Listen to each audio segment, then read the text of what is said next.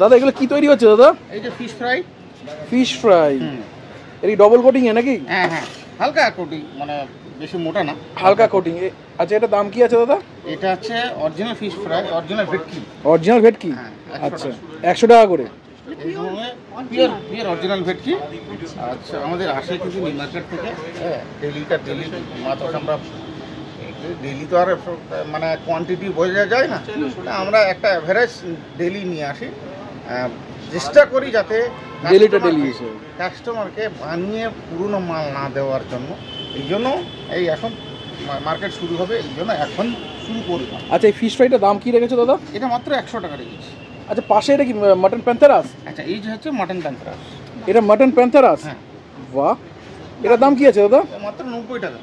Mutton প্যান্থারাস মাত্র 90 টাকা, তাও এই সাইজে। স্যালাড দু রকম সস দিয়ে, স্যালাড এইরকম সাইজ দু রকম সস দিয়ে, স্যালাড দিয়ে মাত্র 90 টাকায়, তাও এই পাটুলির মতন দক্ষিণীতে। পাটুলি সাউথ কলকাতায় দক্ষিণী।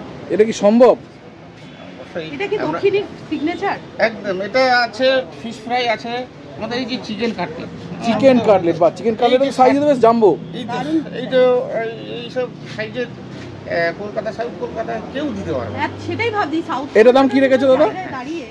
এটা চিকেন পুরো ফিলে আছে, মাত্র 60 টাকা।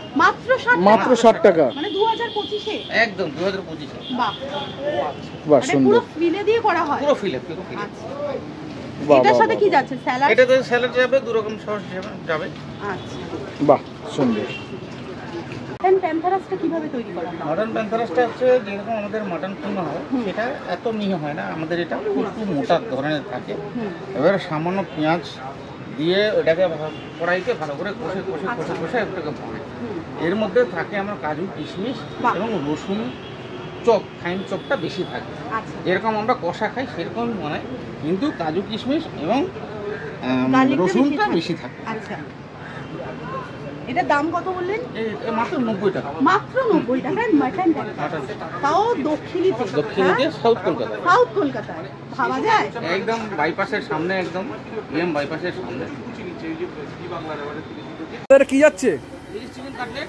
চিকেন কাটলেট যাচ্ছে। বাহ। এই যে ফিশ ফ্রাই। ফিশ ফ্রাই, বাহ।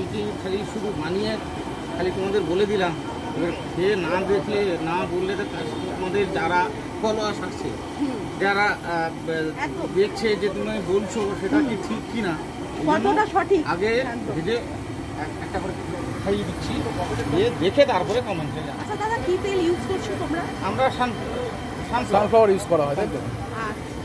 আচ্ছা, কালোতে এটা কালো কড়াই বলে, কালো কড়াইটা কালো জন্য, এটা সানফ্লাওয়ার, এটা বোঝাই যাচ্ছে একদম। এটা বানাচ্ছি ফিশ কবিরাজি।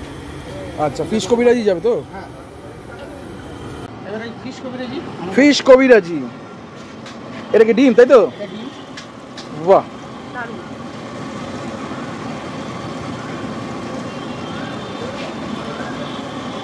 এই ভিডিওটা প্রচুর পরিমাণে ভিউজ পেয়েছিল, তাই তো? দক্ষিণী স্পেশাল ফিশ কবিরাজি। আচ্ছা দাদা এটা সাইজ কত রেখেছো? এটা 130 মানে 130 টাকা। পিওর ভেটকি।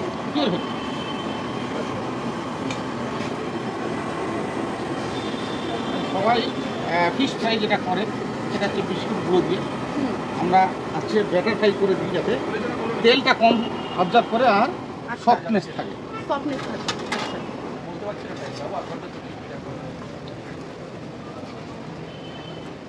লো ফ্লেমে চলে গেল তো? তাহলে পুড়ে যাবে।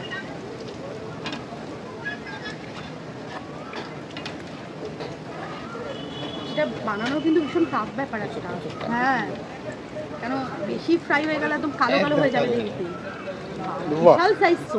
বিশাল সাইজ। এটার দাম কত বললে দাদা? এটা 130, 130। 130 টাকায় এত সুন্দর একটা টেক্সচার।